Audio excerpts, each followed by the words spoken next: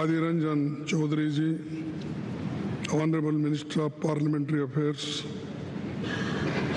Honorable Members of Parliament, and all the respected leaders. We have all gathered here today to commemorate the rich legacy of the Parliament of India in this historic Central Hall.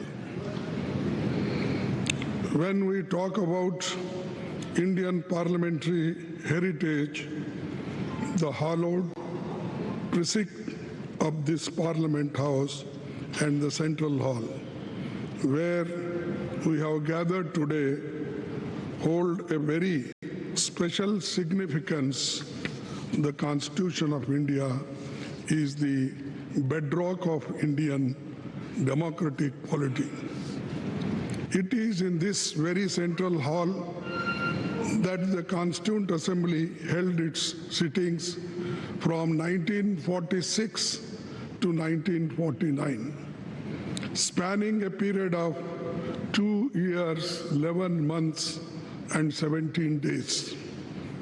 Today, we humbly recall the phenomenal contributions made by Dr. Rajendra Prasad, the first President of India, Pandit Jawaharlal Nehru ji, the first Prime Minister, and architect of modern India, Sardar Vallabhbhai Patel, the first Home Minister of India, and Dr. B.R. Ambedkar, architect of Indian Constitution.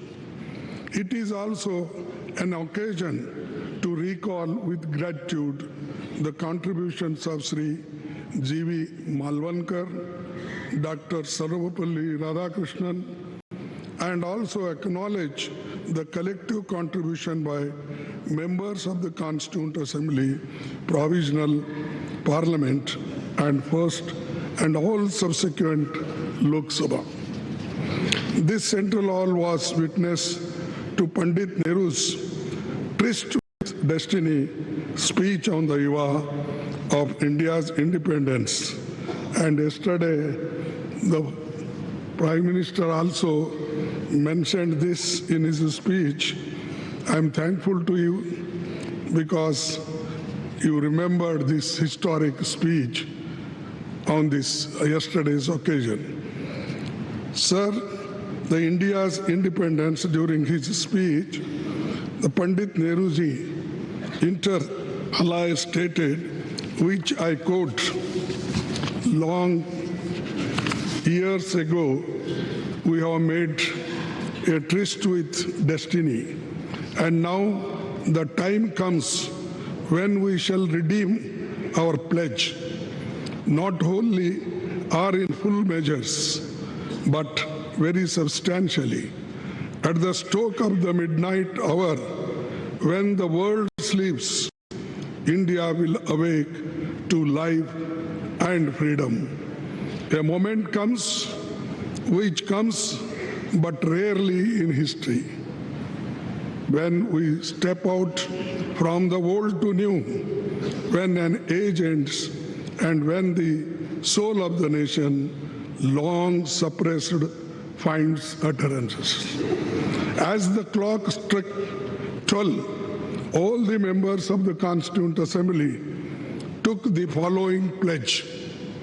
At this solemn moment, when the people of India, through suffering and sacrifices, have secured freedom, I, a member of the Constituent Assembly, do dedicate myself in all humility to the service of India and her people, to the end that this ancient land attain her rightful and honored place in the world, and make her full and willing contribution to the promotion of the world peace and the welfare of the mankind. These words spoken on the day of this historic speech of Pandit Jawaharlal Nehru ji. I wish to emphasize at this juncture that this is all due to the collective and dedicated effort by parliamentarians cutting across the party lines over the past 7.5 decades. This rich legacy has formed a strong foundation for India's growth as a powerful democratic nation. Every nook and corner of the Parliament House has witnessed the evolution of our parliamentary democracy over the past 75 years. As we bid adieu to the Parliament House and move to the new Parliament building today, I am overwhelmed with emotions and tinge of pathos. We would, of course, be continuing our parliamentary duties in the new Parliament building, but will miss the Parliament House. The success of the institution lies in the upholding constitutional values and ideals. The idea that institutions are sacrosanct and essential for the success is a fundamental principle in governance and development. We should commit ourselves to adhere to and preserving the constitutional values and parliamentary traditions as the country moves ahead in effectively performing parliamentary duties and in our endeavors for the growth of our nation. To build this country, forgetting our parties, political parties, we should be one to build the nation, to protect the nation, to protect the Constitution, to protect the democracy. This must be our aim. With these words and one quote I will say, no man can be grateful at the cost of his honor. No woman can be grateful at the cost of her chastity.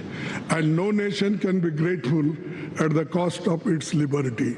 So, to protect our liberty, to protect our integrity, we must work all together. That is the only way to build the nation. Thank you. Jai Hind.